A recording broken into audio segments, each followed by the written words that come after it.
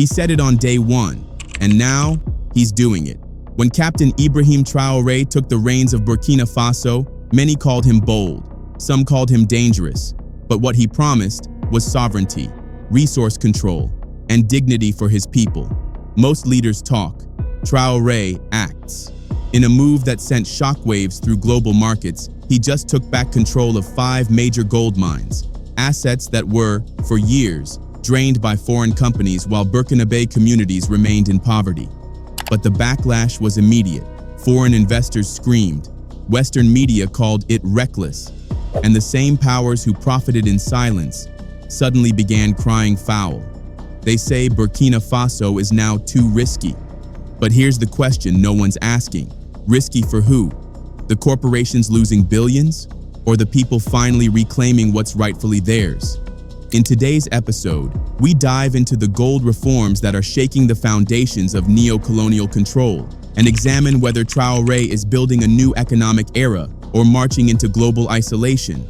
Because one thing is certain, Traoré isn't backing down, and the world is watching. For decades, the gold beneath Burkina Faso's soil enriched everyone, except the people living above it.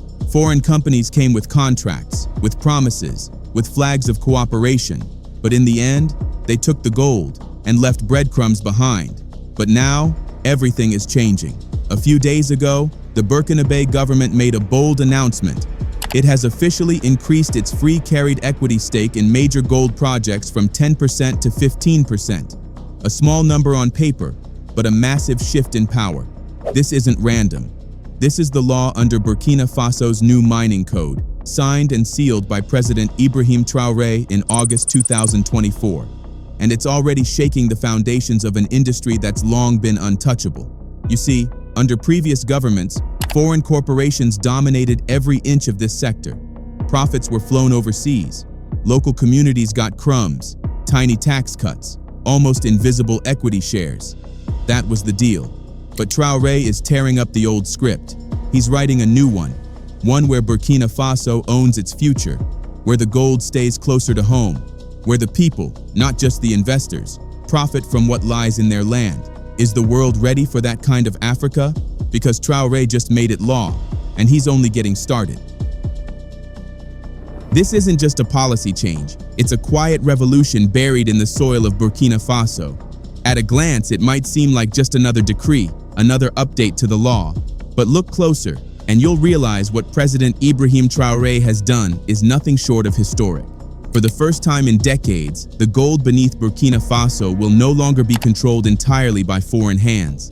The government has officially increased its free carried equity stake in all major gold mining projects from 10% to 15%. And here's the twist, it's cost-free. The state now owns 15% of every mining operation in the country without paying a single franc. No interest, no investment, just ownership, automatic and unapologetic. But Traoré didn't stop there. Hidden deeper in the new mining code is a second, more powerful clause, a paid equity stake of 30 to 35% reserved for either local investors or the government itself. That means that, in total, Burkina Faso can now hold between 45 to 50% of every single gold mine operating within its borders. Half the gold, half the control, half the profits, retained by the nation that owns the land. It's not just smart policy, it's economic justice. For too long, foreign companies have dominated Burkina Faso's mining industry, extracting billions in gold and sending the wealth overseas, while local communities watched from the sidelines. Under past civilian governments, these deals were signed without resistance. The result? An industry built on exploitation, where the state settled for scraps through minimal taxes and token equity shares. But President Traoré is rewriting the rules. The new mining laws are clear in their intent: to increase the sector's contribution to the state, to strengthen local ownership, and to empower Burkinabè workers and businesses in the mining supply chain. In essence, Traoré is building a gold economy that serves the people first, not foreign shareholders, and that's why the backlash has already begun. Investors are calling Burkina Faso too risky. The same corporations that once cheered partnership are now warning of instability. But what they truly fear is losing control. Because for the first time, Burkina Faso is not asking, it is demanding. And through this new code, Traoré has sent a clear message to the world. The era of silent exploitation is over. If you want our gold, you share the wealth, or you walk away. How many other African nations will dare to follow this example? And more importantly, how long before the global powers try to shut this movement down? What President Traoré is doing in Burkina Faso is not only bold, it's disruptive. In sharp contrast to many other African nations that still hold only a 10% stake in their mining projects, Burkina Faso is charting a different course, one rooted in sovereignty and accountability. But ownership is just the beginning. Under Traoré's new mining code, one of the most groundbreaking provisions is the reduction of mining agreements from the entire lifespan of a mine, down to just 5 years. For decades, foreign companies have secured long-term, near-permanent control over gold mines, some for 20, 30, even 50 years. But now, Burkina Faso is saying, no more. Under the new law, mining contracts are reviewed every 5 years. And here's the catch. Renewal isn't automatic. If the operation is no longer in the national interest, if the benefits no longer serve the Burkinabè people, the government holds the power to revoke the deal. In short, companies will no longer extract wealth unchecked. They will have to earn their place every 5 years or be sent packing. Naturally, this didn't go down well with the foreign investors. At first, there was resistance, hesitation, pushback, warnings about investor confidence. But eventually, all major players in Burkina Faso's gold sector agreed to adhere to the new mining code. They had no choice. This is the new reality, and Traoré isn't backing down. And so, in alignment with this bold framework, the government announced the official increase of its free carried equity stake from 10% to 15%. This change isn't symbolic. It affects high-profile, high-yield projects across the country. Among them, the Sanbrado, Kiaka, and Toega gold projects, all operated by Australia-listed West African Resources. The Kiaka mine alone is expected to produce 234,000 ounces of gold per year for the next 20 years, making it one of the largest and most strategic mining operations in the country.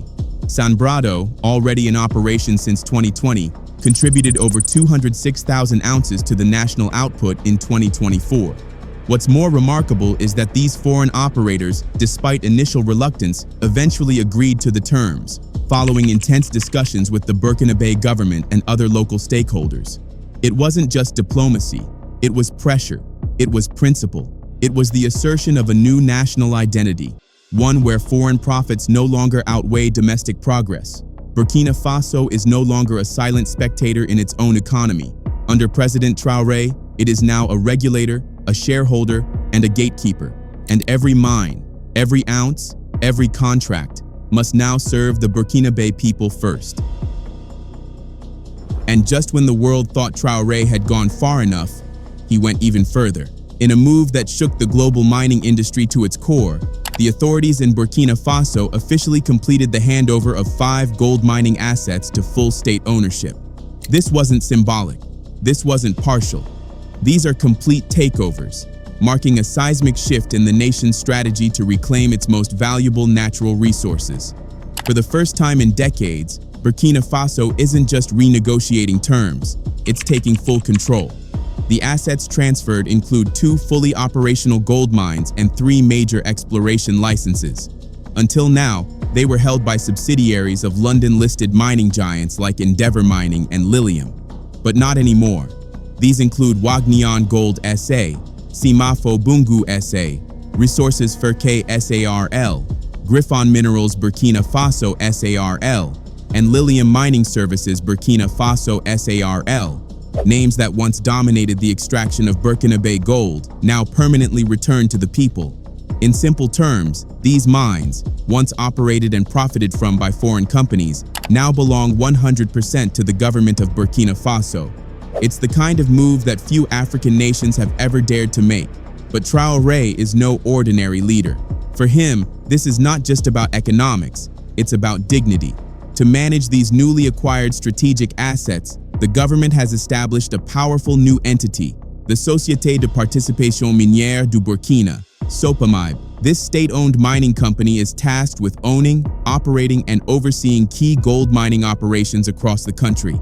It's not just a management company, It's a symbol of a new era, an era where foreign corporations no longer dictate the rules, where the nation writes its own contracts, mines its own wealth, and keeps its profits within its borders. For decades, Burkina Faso's gold has funded growth, just not in Burkina Faso. Now, under President Traoré, that cycle is being broken.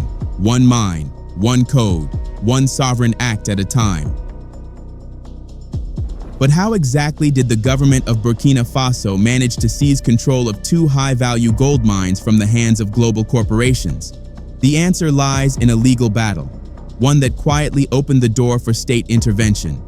In 2023, a major dispute erupted between two players in the mining industry: Endeavour Mining, an Australian powerhouse, and Lilium Mining, a subsidiary of Lilium Capital, owned by Burkinabè businessman Simon Traoré. Lilium had announced it was acquiring the Bongu and Wagnion mines from Endeavour, but just months later, the deal turned sour. Endeavour took Lilium to the London Court of International Arbitration, demanding the recovery of $125 million, which it claimed was still owed.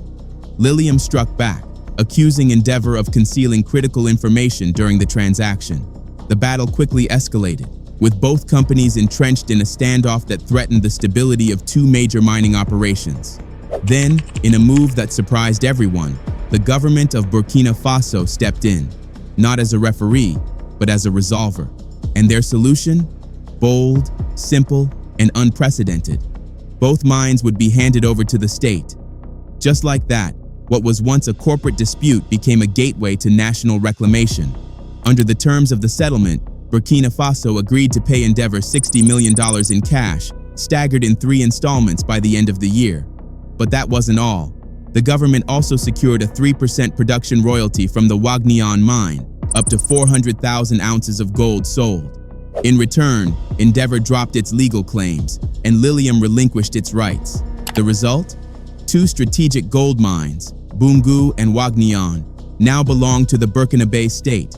What started as a corporate tug-of-war ended as a masterstroke of diplomacy and national strategy. President Traoré's administration turned conflict into opportunity, debt into leverage, and legal chaos into sovereign gain. These are not just policy wins. They are nation-defining victories, achieved without a single shot fired. All of this, every reform, every reclaimed mine, every renegotiated deal, is perfectly aligned with President Ibrahim Traoré's guiding principle: sovereign ownership of Burkina Faso's natural resources, optimized for the benefit of its people. And make no mistake, this is not the end. It's only the beginning. The government has made it clear: the push for nationalization will continue. With global gold prices surging by 27% this year, the state stands to gain even more from increased control. According to Burkinabè officials, these reforms are not just economic policies. They are a moral necessity, a historic correction.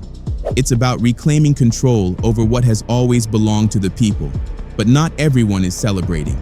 Western investors, whose profit margins once thrived in the shadows of lax oversight, are sounding the alarm.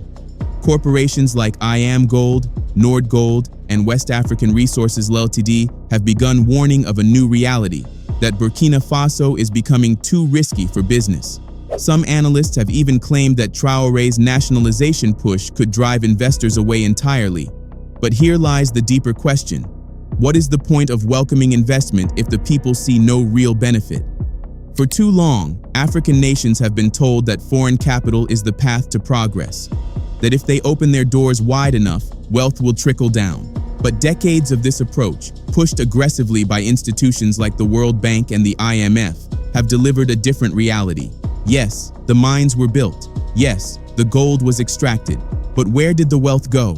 And when Africa tries to stand on its own feet, when it demands fair terms and sovereign rights, it's suddenly labeled high risk, corruption, instability, policy uncertainty. These are the phrases used to undermine reform, to keep the system locked in place. But in Burkina Faso, that narrative is being broken. Traoré has made it clear: this isn't about scaring off investors, it's about attracting the right ones, the ones who understand that this land is not for sale. That partnership must mean equality. That investment must deliver more than profit, it must deliver justice. And for the first time in a long time, That message is coming not from outside Africa, but from deep within its heart. For years, foreign companies have exploited Africa's vulnerabilities with astonishing ease and made massive profits in record time. These corporations didn't come to build, they came to extract. And despite the worsening insecurity in the Sahel, they haven't left. Why would they? The profits are too good. Instead, they've adapted, hiring private armed operatives to protect their assets while local communities remain trapped in poverty and fear. This is the cost of foreign investment, dressed up as development. And behind this system, propping it up with polished words and endless reports, stand the World Bank and the IMF. For decades, these institutions have pushed a single narrative, that Africa must open its doors to the West, liberalize, deregulate, privatize. They've encouraged African leaders to sign deals quickly, without leverage, without transparency, and without guarantees for their people. As a result, many African governments have grown too comfortable, too dependent, too afraid to demand more. Negotiations became handshakes, not battles. And the outcome? Foreign corporations reaped billions, while African nations were left with the scraps. Take the recent oil deal between the Republic of Congo and a Russian company. On the surface, it sounds like a breakthrough, but look closer. Congo was granted just a 10% stake, while the Russian company secured 90% control for 25 years. In exchange, Congo will receive just over $100 million for a quarter of a century's worth of oil. And what happens after those 25 years? The asset is returned to Congo, with only 5 to 10 years of life left in the oil field. This isn't partnership, it's a slow-motion robbery dressed in legal contracts. So the question remains, how are these deals a benefit to Africa? If sovereignty is being traded for pocket change, if nations are giving away entire industries in exchange for temporary cash, who truly wins? President Traoré seems to understand this. And through Burkina Faso's mining reforms, he is sending a powerful message to the rest of the continent. Africa doesn't need to beg for ownership, it needs to take it back. It's a hard truth, but the deal signed by Congo is not an exception, it's the rule. A painful example of the types of agreements African nations have signed for decades, contracts that favor foreign corporations and leave the people with dust. But a new generation of leadership is rising, and in Burkina Faso, President Ibrahim Traoré is leading that revolution.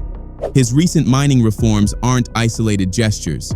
They are part of a deliberate strategy to reclaim national resources and reassert economic sovereignty. One by one, Traoré is dismantling the old system. In February 2024, Burkina Faso's newly appointed Minister of Mines, Yacouba Zabré, announced the immediate suspension of gold and precious metal exports from artisanal mining. It was a shock to the industry, but a necessary one. The goal? To clean up the sector, stop unregulated exports, and create a framework where Burkinabè gold is properly tracked, taxed, and traded for the benefit of the nation, not the black market or shadow dealers. But the real surprise came even earlier. In January 2024, the country inaugurated its first ever mining waste processing facility, a groundbreaking step in managing mining byproducts. This wasn't just a symbolic event, it was a technological leap, placing Burkina Faso as the second country in all of Africa to develop and deploy this kind of advanced mining residue technology. President Traoré, standing before the press and the people, called it part of the Burkinabè revolution. And in that moment, it was clear. This revolution isn't only about who owns the mines, it's about who owns the future. By creating a value chain around extractive industries, Traoré is building something deeper than policy. He's building self-reliance. He's turning Burkina Faso from a source of raw materials into a producer of value, innovation, and national pride. While other leaders sign away resources for short-term gains, Traoré is investing in long-term infrastructure, in technology, and in the people themselves. This is more than a gold policy. This is a movement, one that dares to say, Africa deserves more, and Burkina Faso will lead the way. And here's what makes this moment even more powerful. Burkina Faso is not alone. Across the Sahel, a new front is forming, united not by borders, but by a shared determination to take back control. The AES Confederation, made up of Burkina Faso, Mali, and Niger, is no longer content to be a resource base for foreign profits. Each nation, in its own bold way, is reclaiming sovereignty over what lies beneath its soil. Just like Burkina Faso, Mali is one of Africa's largest gold producers. And just like Burkina Faso, Mali's gold sector has been under the grip of Western companies for decades. Canadian giants like Barrick Gold and B2 Gold, Australia's Resolute Mining, and Britain's Hummingbird Resources, they all built their fortunes on Malian gold, while the people saw only fragments of the wealth their land produced. But that era is beginning to collapse. Under the leadership of Colonel Assimi Goïta, Mali has taken a bold step toward self-determination. At first, his approach was cautious. He began by revising Mali's outdated mining code, a document that allowed foreign companies to claim up to 80% ownership of gold projects, leaving Mali with a mere 20% stake in its own gold. Worse still, these companies enjoyed sweeping tax exemptions for the duration of their operations. It was a deal designed for profit, not for people. But Goïta saw through it. On August 28, 2023, he signed a new mining code into law, one that rebalanced the scales. The new code allows Mali to claim up to 35% stakes in all new mining projects and, critically, removes tax exemptions for foreign operators. From now on, every company extracting gold from Malian soil will pay its taxes, no exceptions.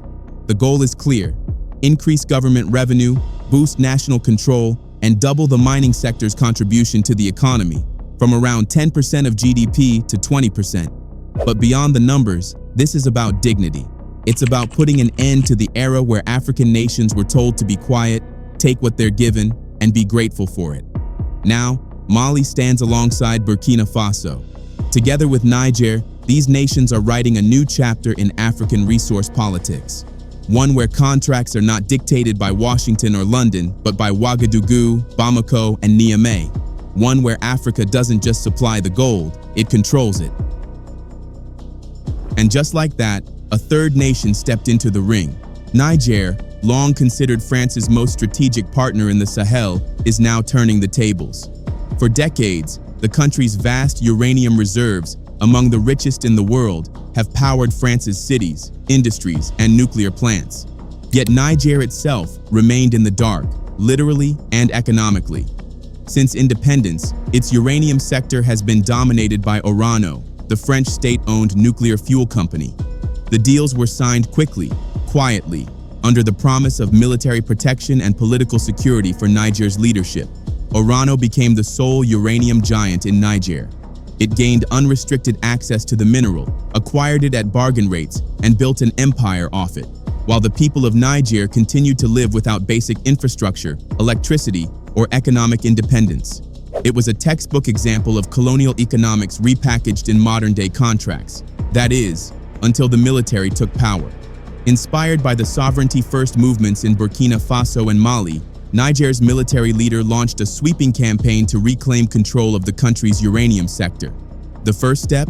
Suspend all new mining licenses. The second? Launch a full audit of the entire industry. And then came the strike that echoed across Europe. Niger revoked the license that allowed France's Orano to operate the Imuraren uranium mine, one of the largest uranium reserves on Earth, containing an estimated 200,000 tons of uranium.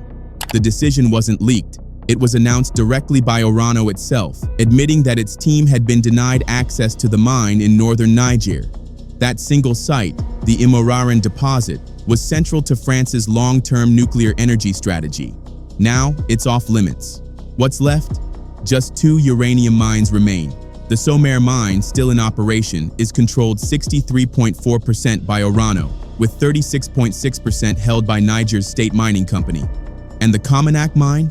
It has been closed. Its resources long depleted, its profits long gone. This is what sovereignty looks like, not as a slogan, but as action. Niger is saying what Traoré and Goïta have already declared. Our resources are not for sale. Our land is not a colony. And in doing so, the AES Confederation has emerged not just as a political alliance, but as a continental awakening. One where minerals no longer define Africa's exploitation, but its resistance, its leverage, its future. All of these reforms reflect a broader push across Africa for fairer mining deals, greater transparency, and stronger national benefit from natural resources. Like the Sahel leaders, other African leaders should follow their steps and also take control of their resources. What are your thoughts? Let us know in the comments section below. Don't forget to like this video, drop a comment, and subscribe to our channel.